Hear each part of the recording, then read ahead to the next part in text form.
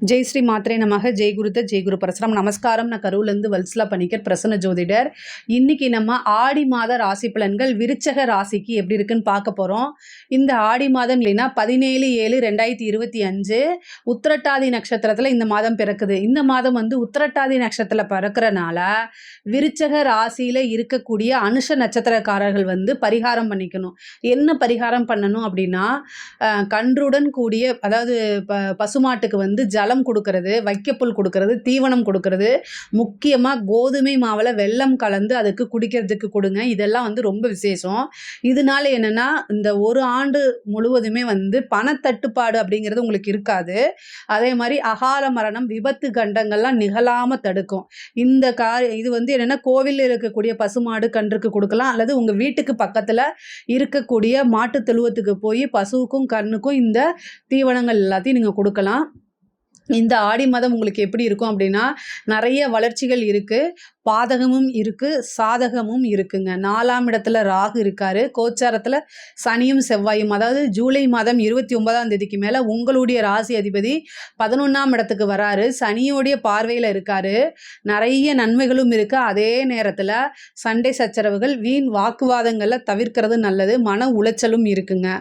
ஏன் இப்படி சொல்கிறேன் அப்படின்னா, அஷ்டமத்தில் அதாவது உங்களுக்கு வந்து சனி செவ்வாய் வந்து ஒரு மைனஸ் தான். நான் வந்து உண்மையை மட்டும்தான் சொல்லணும். அதனால் மைனஸ் அப்படிங்கிறது வந்து உங்களுக்கு நிறையாவே இருக்குது.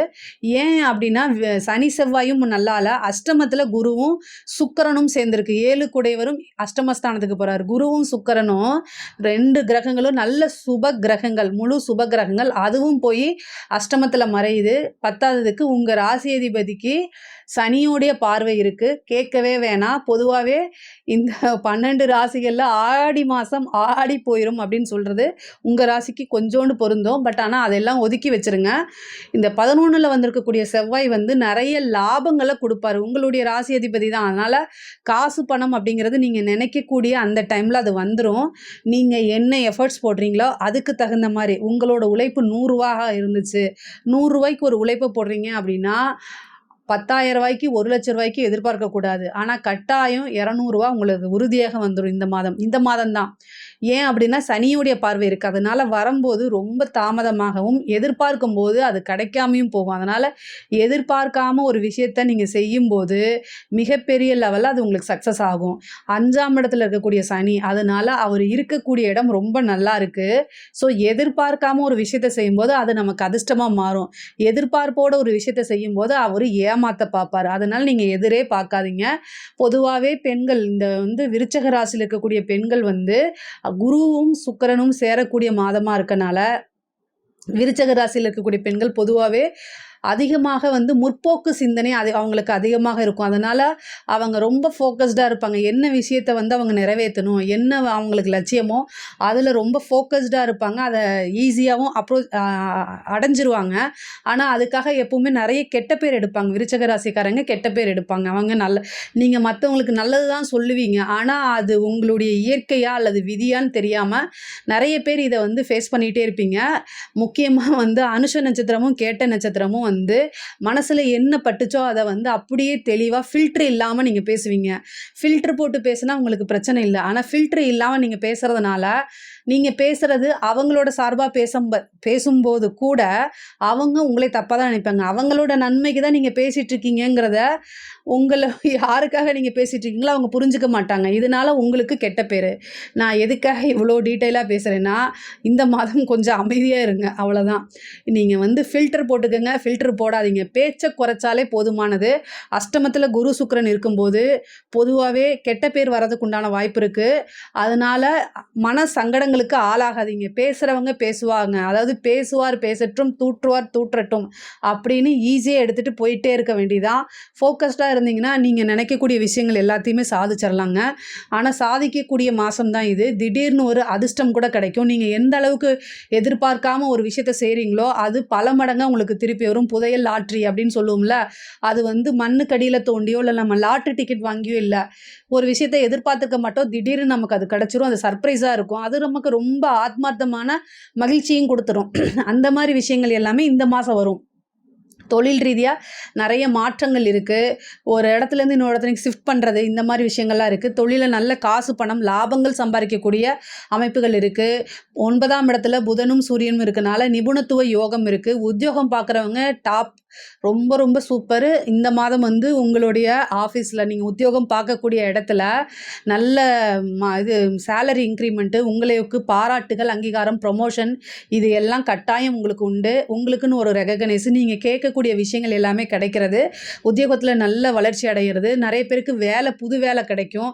இவ்வளோ நாளா வேலை இல்லாம இருக்கவங்கலாம் நல்ல வேலையில போய் செட்டில் ஆகக்கூடிய அமைப்புகள் இருக்கு. ஒரு சிலருக்கு இந்த கவர்மெண்ட் சம்மந்தப்பட்ட விஷயங்கள்லாம் நல்ல கவர்மெண்ட் சம்மந்தப்பட்ட எக்ஸாம்ஸ் எழுதிட்டு இருக்கவங்களுக்குலாம் ஒரு நல்ல ரிசல்ட் வரதுக்கு உண்டான அமைப்புகள் இருக்கு.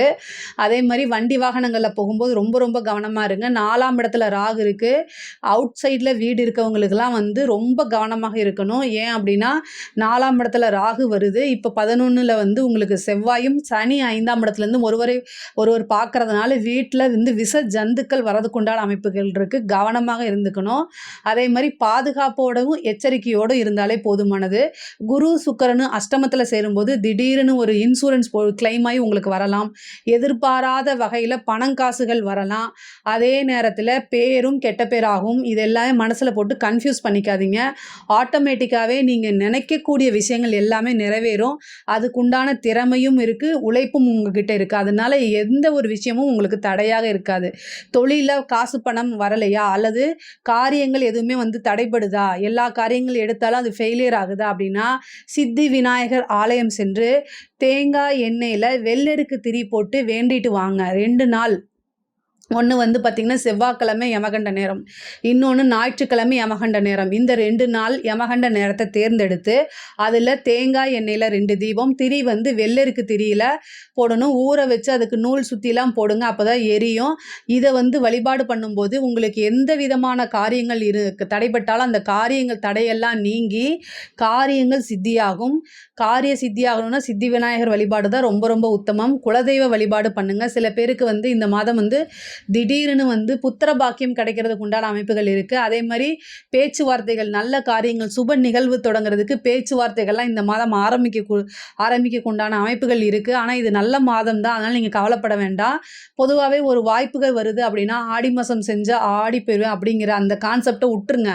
ஆடியில் செஞ்சால் நல்லது தான். அதனால் ஒரு வாய்ப்பு வருதுன்னா கப்புன்னு பிடிச்சி அதை செய்ய ஆரம்பிச்சிருங்க. நல்ல வளர்ச்சியாகும். பொருளாதார ரீதியாக நிறைய உயர்வுகள் இருக்குது. அரசாங்கத்தில் இருக்கவங்களுக்கும் சரி, அரசியல்வாதிகளாக இருந்தாலும் சரி, நல்ல மாற்றங்களும் முன்னேற்றங்களும் இருக்கும். ஒவ்வொரு நாளும் உங்களுக்கு புகழும் சரி, மக்களுடைய ஆதரவும் நல்லா வளர்ந்துகிட்டு இருக்கும். விருச்சக ராசியை பொறுத்த வரைக்கும் பொருளாதார ரீதியாக நிறைய உயர்வுகள் இருக்கு. அஷ்டமாதிபதி வந்து பார்த்தீங்கன்னா உங்களுக்கு 9ஆம் இடத்துல இருக்கிறனாலையும், 7 கூடையவர் களத்திர ஸ்தானாதிபதி அஷ்டமத்தில் போகிறதுனாலையும் லைஃப்ல பார்ட்னர் கூட சண்டை வரும். கணவனாக இருந்தால் மனைவியும், மனைவியாக இருந்தால் கணவனும் ஒருவரை ஒருவர் அனுசரித்து செல்லக்கூடியது ரொம்ப ரொம்ப முக்கியமானது. தயவு செய்து அட்ஜஸ்ட் பண்ணி வாழுங்க. இல்லைன்னா சண்டை சச்சரவுகளாகி பிரிவினைக்கு அது வழிவகுக்கும். இந்த மாதத்தில் வந்து பிரிவினை வருது அப்படின்னா அது ஜவ்வு மாதிரி இழுத்துட்டு போயிடும். அதனால் ரொம்ப ரொம்ப ஜாக்கிரதையாக இருங்க. விநாயகர் வழிபாடு பண்ணிக்கோங்க, குலதெய்வ வழிபாடு பண்ணிக்கோங்க. நல்ல முன்னேறக்கூடிய அமைப்புகள் தான் இருக்குது. படிக்கக்கூடிய குழந்தைகளுக்கெல்லாம் படிப்பில் நல்ல ஆர்வம், அதே மாதிரி நல்ல மார்க் எடுக்கிறது, இந்த மாதிரி அமைப்புகள் இருக்குது. உயர்கல்விலாம் இது நல்ல சூப்பரான டைமு. படிக்கக்கூடிய குழந்தைகள் நல்ல படிப்பில் நல்ல மாற்றங்களும் நல்ல வளர்ச்சிகளையும் அடைவாங்க. பொதுவாகவே வந்து இந்த மாதம் வந்து நல்ல இறை வழிபாடு பண்ணிக்கிறது வந்து உங்களுக்கு ஆத்மார்த்தமான நன்மைகள் நிறையா கிடைக்கும். ரீதியாக வந்து உங்களுக்கு நிம்மதி அப்படிங்கிறது கிடைக்கும். நல்ல தூக்கமின்மை, நிறைய பேத்துக்கு தூக்கம் இல்லாமல் இருக்கிறவங்களுக்குலாம் நல்ல தூக்கம் வரதுக்கு உண்டான வாய்ப்புகள் இருக்குது. பொதுவாக விருச்சக ராசிக்கு பொருளாதார ரீதியாக நிறைய மாற்றங்கள், உயர்வுகள், நல்லதெல்லாம் நடக்க போகுது.